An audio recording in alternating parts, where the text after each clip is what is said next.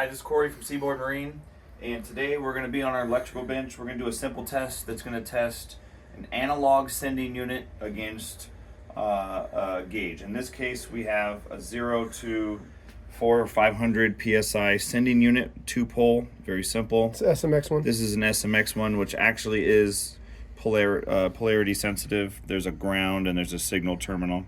The VDO ones are not sensitive. This one is. We also have an SMX gear oil pressure gauge, 0 to 500 psi. We're just going to run a simple test here to figure out if the sender's good and the gauge is good, right? A lot of customers call in and will let us know that, hey, my gauge pegs out. Okay, so right now we have a ground terminal, we have a power terminal to the gauge, and we have a signal terminal here. Okay. By the way, we're using a 12-volt power supply. That's right. We have a ground bus here, so this would be like your battery negative, and then we have positive here. So we have 13 volts. We have 13 volts going in. This is the wire. So this is positive. So I already have negative from the negative post running to the negative terminal of the gauge. Now I'm going to put positive power to the gauge. All right. First thing you're going to notice, what does the gauge do? The gauge pegs out. Why? The gauge pegs out because it's sending out current, looking for a sending unit. Inside of this sending unit is a resistive winding. Okay, the winding gets changed by the pressure that goes into this sending unit, pushes on a diaphragm and sweeps across that winding. That's how you get a pressure value.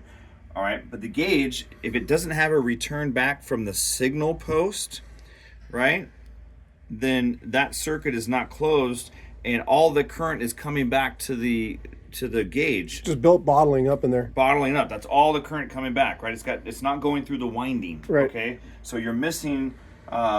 In this case, you're missing the sender. Okay. Now, this sender has 2 poles. If you look here, there's a ground, which I have going to the ground bus here. The other post is the signal post. So this white wire is actually a ground right now. Right. So I have a ground here. Okay. Signal post is not connected to the gauge, which is why it's pegged. Now we're going to connect the signal to the gauge on the signal terminal. And you're going to notice the first thing. What does the gauge do? It goes down. Goes down to ambient. Right. That current is going through the sending unit windings and back to the gauge, and that's how you get a reading. Now, if I had pressure hooked up to this, that diaphragm would move across the windings and would give you different values. Now, let's say that we don't have a good ground to the sending unit. We remove the ground. What's going to happen? So now we're going to peg. Taking the ground off or peg. We're pegged. Why? So this is hooked up to the signal. Right, but we're not getting a path back. So all the current is still jammed up in the gauge. Let's put a good known battery negative back onto the sender, and you'll notice the gauge goes back to where it's supposed to be. So most causes of this situation when you have this is you have a bad ground to the sending unit, or you have a bad ground to the gauge itself, right? And the current that's coming out of this gauge can't get back to the gauge. Right. You have an open circuit somewhere. Now this is interesting because the old VDO ones were not polarity sensitive. Right. The SMX ones So let's just see what happens just for fun if we switch them. Let's go the other way. Let's put the ground on the signal, and let's put the signal to the ground. It actually looks like it reads okay. Right. It actually probably doesn't matter. But what if it might not matter? But what if this touches ground? Is that where it gets it? Is it? If this touches ground? Yeah. Like a case ground? Yeah. Is it truly just bump that to it? So it doesn't really. No impact. Doesn't look like it matters. It's still a floating ground sending unit. They just probably put these symbols are probably on there just to help the user know, like, here's where you put your gauge, here's where you put your ground. Anytime you remove one of these paths back to the gauge, it will peg every time. Yeah, do it again. You got to have a good path back to the gauge. It's called a closed circuit. If you don't have a good closed circuit, your gauge will peg. And one of the easy things you could do is, if you're troubleshooting, is take a multimeter, put it on beep. Should we show how to do that? Put in continuity. And just check for continuity on your ground post. If you think you got a wire landed there, you think you got good ground, here, I'll pause it. Okay. Okay, so now we're going to test for continuity between the ground post of the sending unit and wherever we're going to ground it to, right? It could be the block, could be the battery negative. You just want to make sure you got a good ground, right? So I always encourage grounding as close to the battery negative as possible. We don't want to.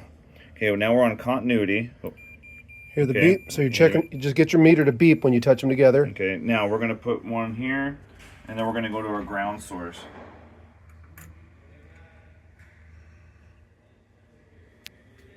I'm going through the winding.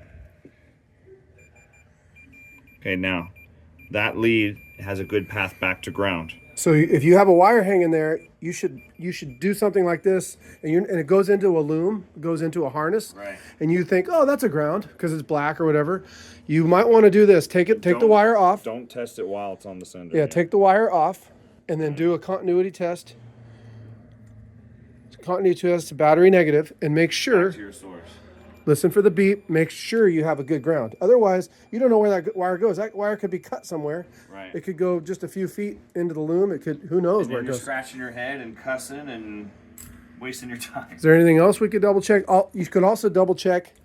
Put your voltmeter on voltage and double check. Make sure you got good 12 volts here. There's a lot of ways to check. Yeah, you want to check that you have a good complete circuit. Power to the gauge, positive and negative is good. And that the circuit is completed between the gauge and the sending unit. So another bit of troubleshooting that we need to assess is if we know the grounding circuit is good, we know positive to the gauge is good, we can test all that with the multimeter easily. Now we want to test to make sure the signal wire has continuity between the gauge and the sending unit. The only way to do that, a lot of times it's difficult because you have a good amount of distance between the engine room and the helm station. So what if that wire is broken somewhere? That wire could be chewed. You could get a rat in there that chewed the wire. Right. 15 feet in between the helm station and the engine room. So what we can do is take one of the ends, either the sender end or the helm end, and disconnect both sides. Right. We're going to take the signal off of the gauge. We're going to take the signal off of the sender. Put one of the ends into the ground bus. All right. Because every boat has what? Common ground. Okay. Let's put it into the ground bus. So now you basically got your signal wire. This could be any wire, your signal wire or whatever wire that you see an end at the helm, you see an end down in your engine room, right? And you're thinking, oh, it's a yellow wire, let's say. So this is the same wire. But how do you know it's the same wire unless you've actually physically chased it all the way through? And how do you know the wire has continuity between both ends? Exactly. So what we did is we're going to take the ground wire for our gauge here, and then we're going to test for continuity, right, on the ground circuit. Here. And you can hear it beeping. And I have continuity. That means that the wire between the sender and the gauge has continuity. And a way to really confirm that is if you have a helper, so you hold it down there, you're down there, he's down in the engine room with this sensor, right? Clip it on, hold it. Go ahead and clip this on. And now I'm up at the helm, and I'm just going to disconnect that wire from ground, and I hear the beep go on and off. So basically I'm remoting that continuity test to check for continuity between the helm and the engine room. And right here, it seems silly because you can see the wire, but in a boat, you've got two ends. It could be 20, 30 feet away. Yeah, and who knows where it goes. So that's how you check a wire to make sure it's going and stopping where you think it is, and you have good continuity, and it's not pinched or chafed to ground. I can't tell you how many times that happens where guys will go, I know it's wired right, I know it's wired right, and to find out that wire was picked off somewhere, used for something else 10 years ago that they didn't know about, or it got chafed and you can't tell, but the insulation's gone and there's corrosion right there. So many different things can happen, but without that test, you're really guessing. You don't really know. And you need it to go open, beep, because if it beeps all the time, what does that mean? That means somewhere it's pinched to ground, right? That's right. Or chafed or whatever. So that's how you can use a multimeter to really troubleshoot your gear oil pressure, or you can use this on an oil pressure sender too, right? Be the same. Matter. Be exact same. As long as you have a matched sending unit to a matched gauge, all you need to have is good power here, good ground to the sender, and a good signal wire between the two. If you have that logic sound, then barring the fact that the sending unit may be bad, then you're good. Yeah. And it should work fine. Or if the gauge is bad. And right? the lamp one, you could just disconnect that until Don't you get it worry about working. the lamp. Don't even worry about that. Right. Yeah. That's All it. right. That's it.